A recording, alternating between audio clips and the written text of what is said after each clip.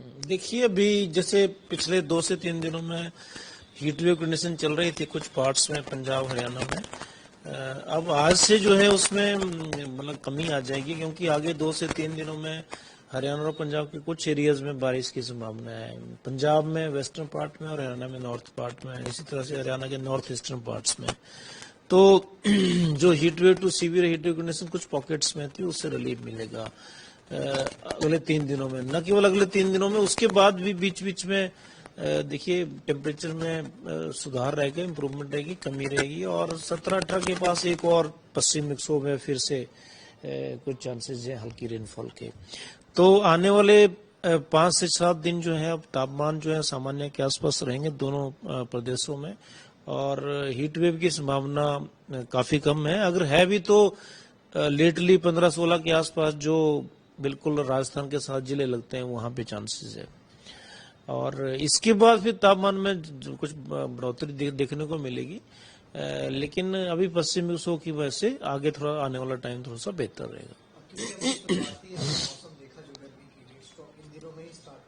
इसके अगर हम देखें तो क्या पिछले सालों के मुकाबले इस साल ज्यादा गर्मी होगी, तो कैसे बचाव करेंगे, कितनी ज्यादा गर्मी हो सकती है और कितने महीनों तक रहेगा? नहीं, देखिए अब हो ये रहा है कि टेम्परेचर जो है बहुत अब्रप्ट राइज हो रहा है टेम्परेचर्स में। जैसे आपने देखा अभी इनिशियल जो अप्रैल का मंथ था, इसमें कुछ टेम्परेचर बहुत आगे चले गए। जैसे चंडीगढ़ की बात करें, 38 टेम्परेचर बहुत लेट अप्रैल में जाते तो थे, लेकिन लेट अप्रैल में जाते थे। इसी तरह से पंजाब हरियाणा के भी कई शहरों में तापमान जो है फर्स्ट वीक में ज्यादा चले गए। अब ये है कि आने वाला जो अगली गर्मी का टाइम है, जैसे अभी मई आएगा, जून आएगा, ये 2 महीने भी काफी गर्म रहते हैं और हॉट रहते हैं। तो और जो हमारा फोरकास्ट है वो टेम्परेचर ज्यादा टेम्परेचर का है। खासकर अप्रैल में कुछ राहत है, जैसे अभी अगले 7 से 8 दिन राहत है, फिर बढ़ेंगे लेकिन इतने नहीं बढ़ेंगे। तो अप्रैल में तो कुछ रिलीफ होने के चांसेस है, लेकिन मई और जून उसमें ज्यादा हीट वेव्स और ज्यादा टेम्परेचर बढ़ने की संभावना है, प्रबल संभावना है। तो उसके चलते हमें सावधानी ये रखनी है कि एक तो दिन के टाइम में थोड़ा सा 12 से 3 के बीच में अवॉइड करें, कि उस टाइम टेम्परेचर मैक्सिमम होता है। पहली बात तो ये है। और दूसरा, हाइड्रेटेड रहें, क्योंकि पानी का ज्यादा इस्तेमाल करें।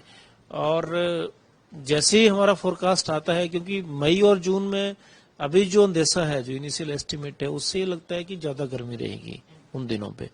तो बिल्कुल ध्यान रखना है अपने आप को सेहत के हिसाब से। हीट स्ट्रोक्स का कई बार जैसे पॉसिबिलिटीज बन जाती हैं, तो उसमें अपने आप को बचा के रखना है। खासकर जैसे बहुत अगर जरूरी काम ना हो तो दिन के टाइम में हम उसको थोड़ा सा अवॉइड कर सकते हैं।